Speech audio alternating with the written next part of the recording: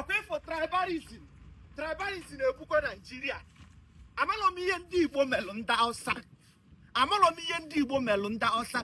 Tribalism ebuko this country. As I'm talking to you now, morning, what are years on under EFCC custody. Osulori, Obula Mado, only former, he committed no crime. The only crime on committee, Bunojelu Beido Bikubana. Now above level. Pounds gone above level. Or abuse you naira. Image US follow money. I see no solo naira. Just say the simple truth. No solo naira. Keji follow money. Why now more koye?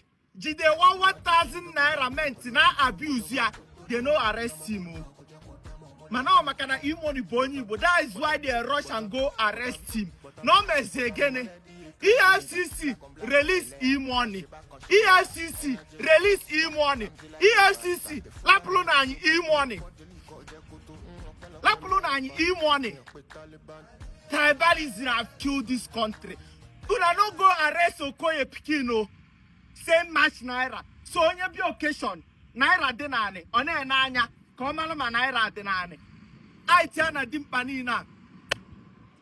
Una kupana kapo uno. Tribalism. EFCC release money. EFCC lapru money. That's the way una they find una go see am. Money. EFCC release money. For crying out loud. Tribalism. Now because same people, that's why una go arrest them. Now because say money is Igbo. Oh yeah, melunu jail arrest here. If you want to arrest people that abuse naira, go and arrest that Okoye son. You don't go better for una.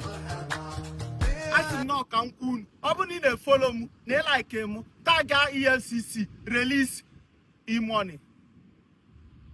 Nkonyechi ya zelo ogonogo kwadro no kamgbe no na asim no kam mepe ganya ka efukwu ihe na-eme anyị n'obodo a ka efukwu how this country si operate ka efukwu no na ka esi emepa ndị Igbo arụ ka efuku esi emepa ndị Igbo arụ egbu edike na ọgwụ eze anyị eme aya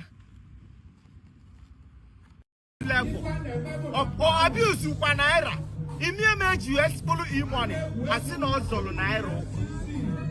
Just say the simple truth. No solo naira okwu. Keji pulu money.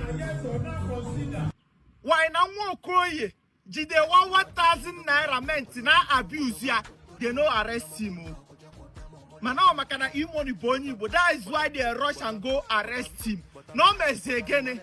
EFCC release money. EFCC release money. EFCC lapuluna money. Lapuluna money. Tribalism have killed this.